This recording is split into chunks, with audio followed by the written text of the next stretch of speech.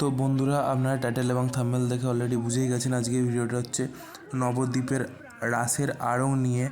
তো আমরা আজকে নবদ্বীপ স্টেশনে না নেমে বিষ্ণুপ্রিয়া স্টেশনে সরাসরি নেমে গিয়েছিলাম এবং বিষ্ণুপ্রিয়া স্টেশন থেকে নেমেই এই ঠাকুরটি হলো প্রথম ঠাকুর। আমরা যতটুকু দেখে বুঝতে পারছি এটা হচ্ছে গৌর নিতাই। বিষ্ণুপ্রিয়া স্টেশন থেকে নেমে আপনারা একটু হাললেই দেখতে পারবেন রণচণ্ডী মাতার পুজো। আমরা সামনে দেখতে পাচ্ছি মাতা শবশিবাকে। প্যান্ডেলগুলি সামনে খুলে দেওয়ার কারণ হচ্ছে যে আড়ংয়ের উদ্দেশ্যে নিয়ে যাওয়া হবে মাকে। নবদ্বীপে সব মিলিয়ে 200টার বেশি পূজা হয়, তাই প্রত্যেকটি পূজাকে কভার করার সাধ্য আমার নেই। যতটুকু পেরেছি ততটুকু করেছি। নবদ্বীপের রাসে শেষে শ্রী চৈতন্য মহাপ্রভু এবং তেনার প্রিয়স্ত্রী বিষ্ণুপ্রিয়ার মূর্তি পূজিত হবে না, সেটা কি হতে পারে? তো আপনারা দেখতেই পাচ্ছেন তেনাদের মূর্তি। এরপর বেশি সময় নষ্ট না করে আমরা চলে গেছিলাম সরাসরি কৃষ্ণকালী মাতার কাছে। আপনারা সকলেই দেখতে পাচ্ছেন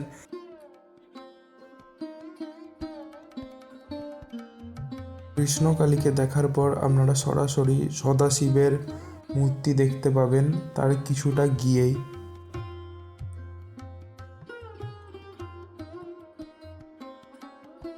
সদাশিবের পুজো দেখার পর আমরা সরাসরি চলে এলাম মা বামা কালীর কাছে।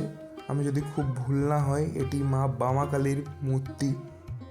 আমরা খুবই ভাগ্যবান যে আমরা যখন যাচ্ছিলাম তখনই আড়ং শুরু হচ্ছে।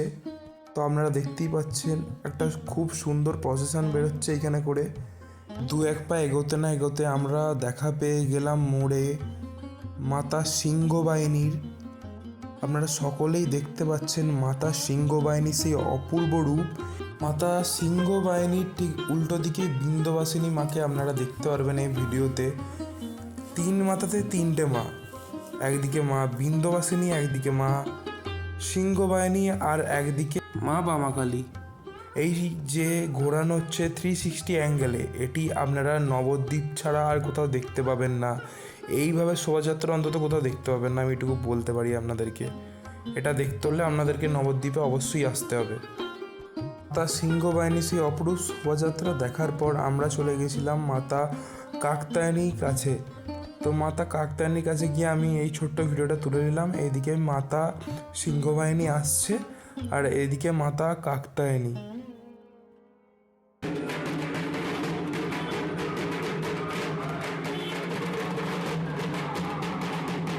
আমরা এখন দেখতে পাচ্ছি গঙ্গা মাতার মূর্তিকে। গঙ্গা মাতার মূর্তির সামনেও প্যান্ডেলটি খোলা হচ্ছে, কারণ এটিও আড়ংয়ের জন্য যাবে। গঙ্গা মাতার মূর্তি দেখার পর আমরা সরাসরি চলে গেলাম অন্নপূর্ণা মায়ের মূর্তিটিকে দেখতে। অন্নপূর্ণা মায়ের মূর্তিটি খুবই অসাধারণ লাগছিল দূর থেকে দেখতে। তো আপনারাও কমেন্টে জানান অন্নপূর্ণা মায়ের মূর্তিটি কেমন লাগছে। তারপরেই আমরা চলে গিয়েছিলাম হরগৌরী মাতার মূর্তিটিকে দেখতে। আসলে এটি অর্ধনারীশ্বরকে পুজো করা হচ্ছে এই পুজোটির মাধ্যমে। খুবই ভালো উদ্যোগ, অনেক দিন থেকে হয়ে আসছে এই পুজোটি, দেখে খুবই ভালো লাগলো। তারপর আমরা সরাসরি চলে গেলাম মহিষমর্দিনী মাতার কাছে। মহিষমর্দিনী মাতার কাছে গিয়ে আমরা তার অসাধারণ রূপ দেখলাম এবং এখানে প্রচুর এলাকাতে মহিষমর্দিনী মাতার পূজা হয়ে থাকে। মহিষমর্দিনী মাতা পুজো দেখার পর আমরা চলে গেলাম মাতা মহিষাসুরমর্দিনী মাতার পুজো দেখতে। তো আপনারা দেখতেই পাচ্ছেন এখানেও প্যান্ডেল খোলার কাজ চলছে। তো আমরা এক জায়গার বেশি সময় নষ্ট করব না, কারণ আমাদেরকে হাওড়ায় ফিরতে হবে আবার। তো তারপরেই আমরা চলে গিয়েছিলাম নেক্সট পুজো দেখতে। নেক্সট পুজো হলো পার্থসারথীর পুজো। আমরা এবছর নবদ্বীপে প্রথমবার দেখতে এসেছি নবদ্বীপের রাস উৎসবের আড়ংকে। তো আমাদের যদি কোনো ঠাকুরের নাম বলতে ভুল হয়ে থাকে তো অবশ্যই আমাদের ক্ষমা করবেন। যদি আমরা তার পরিবর্তে অন্য কোনো নাম বলে থাকি তবুও ক্ষমা করবেন। তো আমরা দেখতেই পাচ্ছি আরও এক খুবই অপরূপ সুন্দর কৃষ্ণকালীকে। কৃষ্ণকালী দেখার পর আমরা সরাসরি চলে যাব তার পরের ঠাকুরটি দেখতে। তো আপনাদের তার আগে বলে দিই বা দেখিয়ে দিই, এই দেখুন এইরকম গাড়িতে করে প্রত্যেকটা ঠাকুরকে নিয়ে যাওয়া হয় আড়ংয়ের উদ্দেশ্যে। আমরা সকলেই দেখতে পাচ্ছি গঙ্গা মাতাকে। গঙ্গা মায়ের আশীর্বাদ নেয়ার পরই সোজাসুজি আমরা চলে যাব বেশি সময় না নষ্ট করে তার পরের প্রতিমাকে দেখতে। তার পরের প্রতিমা হলো নবদ্বীপের রানী গৌরাঙ্গী মাতা।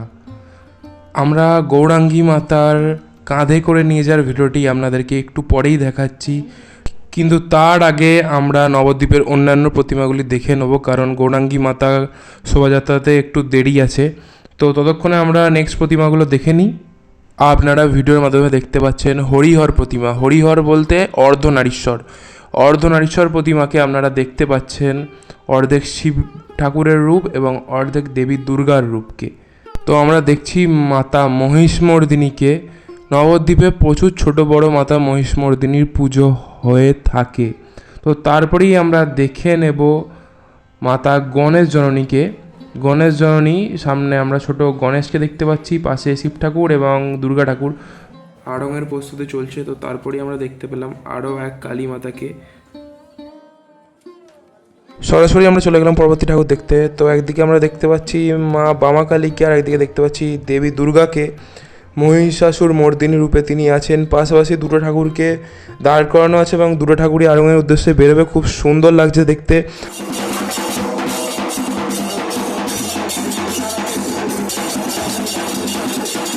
এরপরে আমরা দেখলাম মহিষাসুর মর্দিনী মাতাকে। বেশি সময় না নষ্ট করে আমরা তারপরেই দেখতে গেলাম মহিষমর্দিনী মাতাকে। আমরা নবদ্বীপে দেখতে পাচ্ছি যে প্রচুর মহিষমর্দিনী মাতার পুজো হচ্ছে। তো তারপরেই আমরা মহিষমর্দিনী মাতা দেখার পরেই আমরা নেক্সট রওনা দিলাম পরবর্তী ঠাকুরের উদ্দেশ্যে। তারপরেই আমরা রাস্তা ধরে এগিয়ে গেলাম সামনেই আমরা দেখতে পাচ্ছিলাম খুব সুন্দরভাবে বাজনা বাজছে। তারপরেই আমরা মোড়ে দেখতে পাচ্ছি যে শ্রী শ্রী গঙ্গা মাতাকে নিয়ে যাওয়া হচ্ছে আড়ংয়ের জন্য। এই প্রসেশনটা সত্যিই দেখতে খুবই সুন্দর লাগছে। আমরা যেহেতু হাওড়া থেকে গিয়েছিলাম, আমরা প্রথমে কেউই এরকমভাবে প্রসেশন দেখিনি, তো আমাদের নবদ্বীপে অভিজ্ঞতাটা তো খুবই ভালো।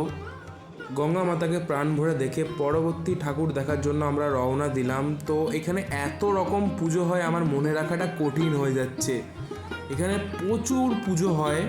তো আপনারা যদি সারা বছর পুজো কোথাও না দেখে থাকেন, এখানে চলে আসুন, সব পুজো দেখতে পাবেন।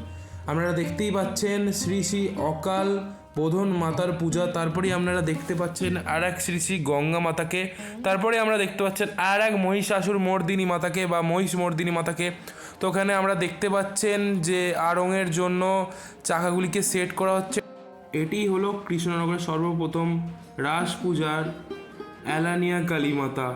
তো আপনারা মায়ের দর্শন করুন। মায়ের দর্শন করার পরে আমরা সোজাসুজি চলে গেলাম পরবর্তী প্রতিমার উদ্দেশ্যে। তো পরবর্তী প্রতিমা আমরা দেখতেই পাচ্ছি রামের সেতু বন্ধন।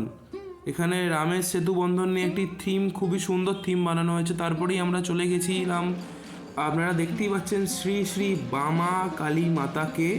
এটি আড়ংয়ের উদ্দেশ্যে রওনা দেওয়ার জন্য প্রস্তুত হচ্ছে। তো আপনারা প্রাণ ভরে দেখুন মাকে। এরপরেই আমরা চলে গেলাম পরবর্তী প্রতিমার উদ্দেশ্যে। পরবর্তী প্রতিমা বিন্ধ্যবাসিনী মাতা। তো বিন্ধ্যবাসিনী মাতার চাকাটিকে সেট করা হচ্ছে। তো আপনারা দেখে নিন মায়ের সেই উজ্জ্বল মুখশ্রীটাকে। এখানকার প্রত্যেকটা প্রতিমাই খুবই সুন্দর। তো আমরা সঙ্গে সঙ্গে দেখলাম যে প্রচুর মানুষের ঢল নেমে আসছে নবদ্বীপের এই আড়ংয়ের শোভাযাত্রায়। আমরা তখনই বুঝতে পারলাম এই ঢল নেমে আসার কারণ এখন আগমন হচ্ছে মাতা গৌরাঙ্গিনীকে নিয়ে আসা হচ্ছে কাঁধে করে নিরঞ্জনের উদ্দেশ্যে। এই সময়টা আমি আর ডিস্টার্ব করবো না, আপনারা দেখুন গৌরাঙ্গিনী মাতাকে নিয়ে আসার ভিডিওটি।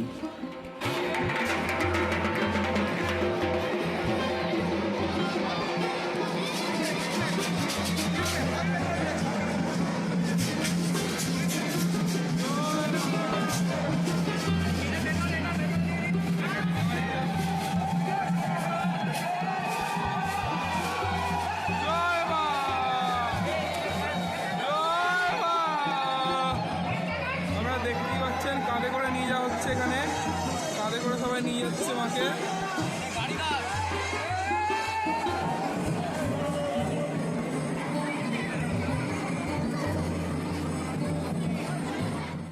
গৌরাঙ্গিনী মাতাকে দেখার পর আমরা দেখতে পেলাম মাতা অন্নপূর্ণাকে।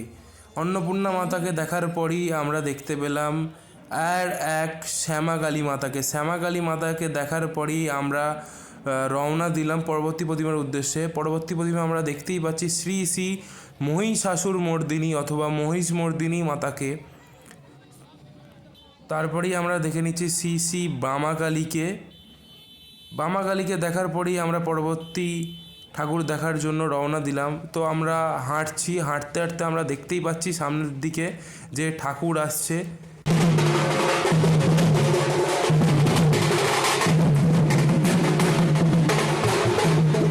তো আপনারা দেখতেই পাচ্ছেন আমাদের সামনে ভদ্রকালী মাতা এগিয়ে আসছে। তো খুব সুন্দর একটা মুহূর্ত আমি তুলে ধরার চেষ্টা করছি আপনাদের সামনে। তো আপনারা দেখতে থাকুন ভিডিওটি। আপনারা ভদ্রকালী মাতাকে দেখুন। ভদ্রকালী মাতাকে দেখার পরেই আমরা দেখতে পাচ্ছি সামনে এক মহিষমর্দিনী মাকে। তো আর এক মহিষমর্দিনী মাকে আমরা দেখতে পাচ্ছি আমাদের চোখের সামনে যে আড়ংয়ের উদ্দেশ্যে রওনা দিচ্ছে। নবদ্বীপে না এলে হয়তো বুঝতেই পারতাম না যে এত ধুমধাম করেও রাস পূজা করা সম্ভব। সব ঠাকুর দেখাতে পারলাম না, সেই দুঃখটা রয়েই গেল।